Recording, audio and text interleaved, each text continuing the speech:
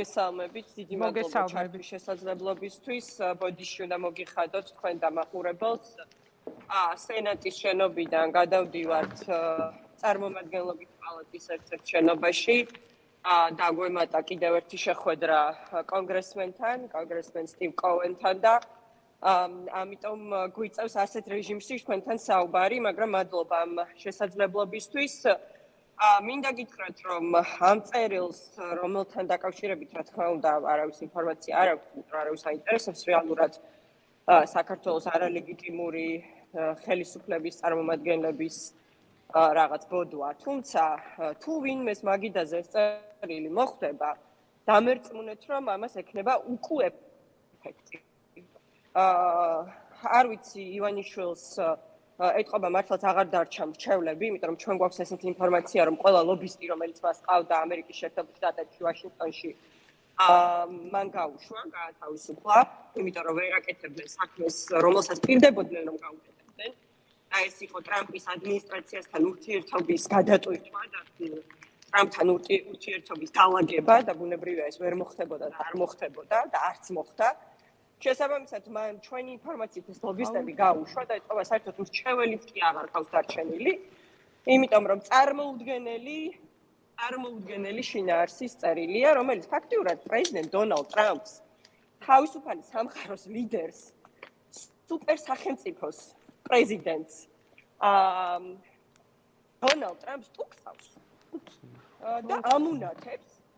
და ეუბნება, რომ მან საშინაო დავალება, რომელიც ბიძინა ივანიშვილმა დასცა, ეგრეთ წოდებული მათი რაღაც ილიზორული deep state-ის დამარცხების შესახებ, დონალდ ტრამპმა ვერ შეასრულა.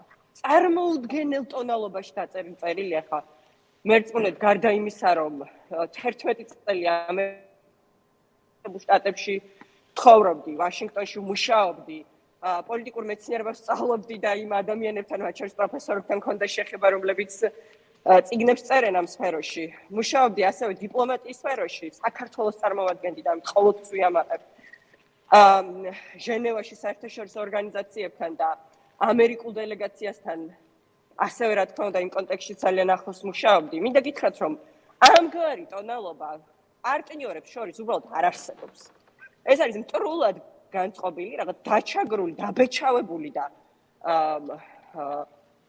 გასაწყლებული ჩამოშლილი სახელმწიფოს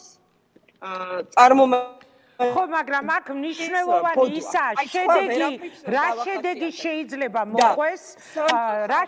შეიძლება მოყვეს თინა ამ განცხადებას, ამ წერილს, გავიგე რომ ჩამოშლილ მდგომარეობაში მყოფია, გავიგე რომ შესაძლებელია ტრამპი ამას ვერასოდეს წაიკითხავს, მაგრამ აი თვითონ მან პოლიტიკურ წრეებში ამას რა აღქმა ექნება, ანუ სრული იზოლაცია, რომელიც აქვს გადაწყვეტილი ქართულ ოცნებას საქართველოსთვის. თინა საშინელი ხარისხია უნდა გაჩერდეთ, თორემ ჩვენ ალბათ ვერ მოვახერხებთ ინტერვიუს სრულფასოვნად წარმართვას. საშინელი ამინდი, მაგრამ სამაგეროდ ძალიან კარგი ამბები იმ თვალსაზრისით, რომ ყველა კონგრესის ოფისში იქნება ეს წარმომადგენლობით პალატაში თუ სენატში, სადაც კი შევდივართ, იქნება ეს ჯიმ რიშთან, ჯო ვილსონთან, თუ ნებისმიერ საქართველოს მაყურებლისთვის ნაკლებად ცნობილ, მაგრამ ასევე ძალიან მნიშვნელოვან ამერიკელ კანონმდებლებთან, მინდა გითხრათ, რომ არის სრული ორპარტიული და ორკამერული სენატის და წარმომადგენლობითი პალატის ორმხრივი მხარდაჭერა ქართველი ხალხის ევროატლანტიკური არჩევანის მიმართ. ანუ რას ნიშნავს? ეს ნიშნავს იმას, რომ ძალიან არასერიოზული იქნება აღქმა ამ წერილის, კიდევ ხოლმე რომ ვინმეს მაგიდაზე საერთოდ მოხდა, პრეზიდენტ დონალდ ტრამპის მაგიდაზე რა მოხდება, ამას გარანტირებულად ვეუბნებით. არ მგონია სახელმწიფო მდივანი მარკო რუბიოს მაგიდაზეც მოხდეს, თუმცა სადაც არ უნდა მოხდეს, იქნება უკიდურესად არასერიოზულად აღქმული. მნიშვნელოვანი აქ რა არის? მნიშვნელოვანი ინგა ერთ რამეს ვიტყვი, იმიტომ რომ თქვენ წინა სტუმრის ჩართვასაც უსმენდი.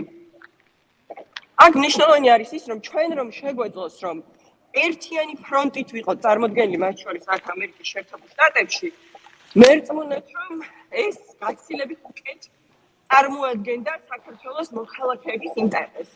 აი ამ თვალსაზრისით უფრო მეტად თვითნებ რეფლექსიური უნდა იყოს ნამდვილად. დიდი ბოდიში, ძალიან ტექნიკური, ძალიან სერიოზული ტექნიკური ხარვეზი ახლავს ამ ჩართვას და ამიტომ ბოლო კითხვას დაგისვამ და უნდა გავწყვიტო ჩართვა უბრალოდ არის მინება თქვენი პასუხები.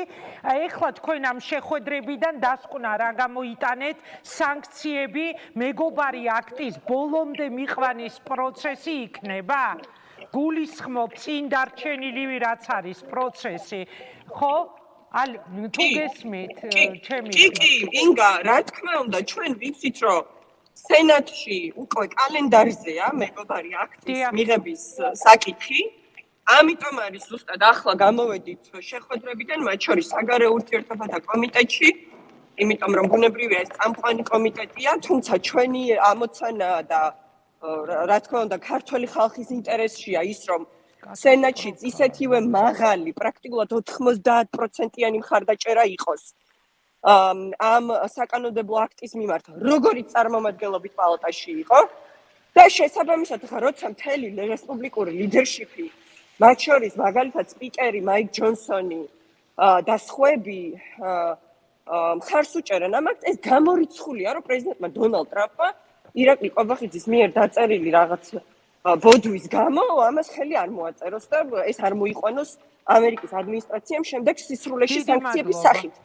მაგრამ რა თქმა უნდა მნიშვნელოვანია რომ ჩვენ ვიმუშაოთ, მოვახდინოთ ჩვენი ქვეყნის მნიშვნელობის აქტუალიზაცია, დავიცვათ ქართველი ხალხის ინტერესები და საქართველოს ბოლო-ბოლო იმ დიდ ტექტონიკურ ცვლილებებში, რომელიც მოხდება მას შემდეგ, რაც დასრულდება უკრაინის ომი, კი არ აღმოჩნდეს რუსეთის ნანგრევებში. არამედ თავისუფალ სამყაროსთან ერთად, ამერიკის შეერთებულ შტატებთან ერთად აღმოჩნდეს გამარჯვების და წარმატების მხარეს. დიდი მადლობა. ეს არის ჩვენი ამოცანა. მადლობა.